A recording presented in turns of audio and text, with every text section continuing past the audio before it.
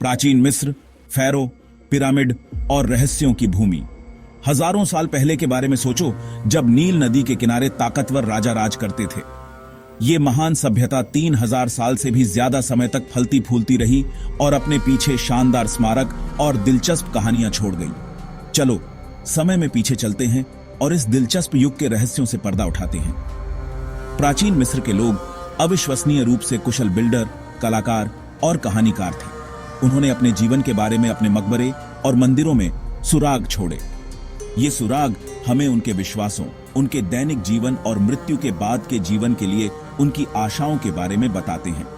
समय के साथ एक साहसिक कार्य के लिए तैयार हो जाइए, क्योंकि हम प्राचीन मिस्र के अजूबों का अन्वेषण करते हैं। कल्पना करो कि आप मिस्र में एक विशाल मकबरे के अंदर कदम रख रहे हैं। आपको क्या दिखाई देता है? दीवारें रंगीन चित्रों से ढकी हुई हैं, लेकिन ये सिर्फ सुंदर चित्र नहीं है, बल्कि कहानियां हैं। प्राचीन मिस्रवासी मृत्यु के बाद के जीवन में विश्वास करते थे और ये पेंटिंग आत्मा की मृत्यु के बाद के जीवन की यात्रा को दर्शाती है। चित्रलिपि कही जाने वाली ये पेंटिंग लोगों को खेती करते हुए, नाव चलाते हुए और यहां तक कि दावत का आनंद लेते हुए दिखाती है। उनका मानना था कि वे मृत्यु के बाद के जीवन में भी इन गतिविधियों को जारी रखेंगे। पेंटिंग में देवी गोडों को भी दिखाया गया है, जिन्होंने उनके जीवन और मृत्यु के बाद के जीवन की उनकी यात्रा में महत्वपूर्ण भूमिका निभाई। प्राचीन मिस्रवासी कई देवी गॉडों की पूजा करते थे। इन गॉडों को अक्सर आधे इंसान और आधे जानवर के रूप में दर्शाया जाता था, जिनके पास अद्वितीय शक्तियां और व्यक्तित्व थे। उदाहरण के लिए सूर्य देवता रा थे, जिन्हें अक्सर बाज के सिर के साथ दिखाया जाता था। उन्हें सभी गॉडों का राजा माना जाता था। फिर एक गीदड़ के सिर वाला मृतकों का देवता अनुबिस था। उसने सोलों को मृत्यु के बाद के जीवन तक पहुंचने में मदद की। एक बिल्ली के सिर वाली देवी बेस्टेड सुरक्षा और सौभाग्य से जुड़ी थीं।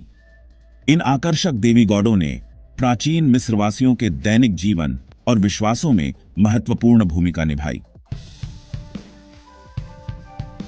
प्राचीन मिस्र के शासकों को फैरो कहा जाता था। उन्हें पृथ्वी पर राजा और देवता दोनों माना जाता था। फैरो के पास पूर्ण शक्ति होती थी और वे अपने राज्य में व्यवस्था और समृद्धि बनाए रखने के लिए जिम्मेदार थे। कुछ फैरो शक्तिशाली योद्धा थे, जबकि अन्य अपनी बुद्धिमत्ता और निर्माण परियोजनाओं के लिए जाने जाते थे। कुछ सबसे प्रसिद्ध फैरो में रामेसेस द्वितीय शामिल हैं, जो अपनी सैन्य विजयों के लिए जाने जाते हैं, और हत्शेपसुत, जो मिस्र पर शासन करने वाली कुछ महिला फैरो में से एक थीं। इन शक्तिशाली शासकों ने प्राचीन मिस्र के इतिहास और संस्कृति को आकार देने में महत्वपूर्ण भूमिका निभाई। उनकी कहानियां आज भी हमें रोमांचित करती हैं। भाग 5, राजा टूत बाल फारो। एक फैरो जिसने दुनिया भर के लोगों की कल्पना को मोहित किया है, वह है तूतनखामुन, जिसे अक्सर राजा तूत कहा जाता है। वह बहुत कम उम्र में फैरो बन गया, और दुख की बात है कि जब वह अभी भी किशोरावस्था में था, तब उसकी मृत्यु हो गई। हालांकि उनका शासनकाल छोटा था, उनका मकबरा हजारों वर्षों तक छिपा रहा, जिससे उनकी खोज पुरातात्विक इतिहास की सबसे उल्लेखनीय घटनाओं में से एक बन गई। जब आर्कियोलॉजिस्टों ने 1922 में अंततः तूतनखामुन के मकबरे का पता लगाया, तो वे यह देखकर चकित रह गए कि यह खजानों से भरा हुआ है। सोना, रथ, यहां तक कि फर्नीचर और कपड़े भी। इन वस्तुओं ने इस युवा फैरो के जीवन और समय में अमूल्य अंतर्दृष्टि प्रदान की। भाग 6, शाही शादियां और पारिवारिक संबंध। प्राचीन मिस्र में जीवन केवल गोडों और मकबरों के बारे में नहीं था। हमारी तरह ही उनके भी परिवार और परंपराएं थीं। अपने खून को शुद्ध और शक्तिशाली बनाए रखने के लिए फैरो अक्सर अपने भाई बहनों या यहां तक कि सौतेले भाई बहनों से शादी कर लेते थे। हालांकि यह आज अजीब लग सकता है, लेकिन प्राचीन मिस्र में यह आम बात थी। उनका मानना था कि इससे उनका परिवार मजबूत रहता है और गॉडों से उनका संबंध बना रहता है। भाग 7, पिरामिड, राजाओं के लिए उपयुक्त मकबरे। पिरामिडों का उल्लेख किए बिना प्राचीन मिस्र का कोई भी अन्वेषण पूरा नहीं हो सकता। फैरो के लिए मकबरे के रूप में बनाई गई ये विशाल संरचनाएं प्राचीन मिस्रवासियों की स्थापत्य प्रतिभा का प्रमाण है। क्या आप कल्पना कर सकते हैं कि आधुनिक उपकरणों के बिना इतनी विशाल इमारत का निर्माण किया जा सकता है?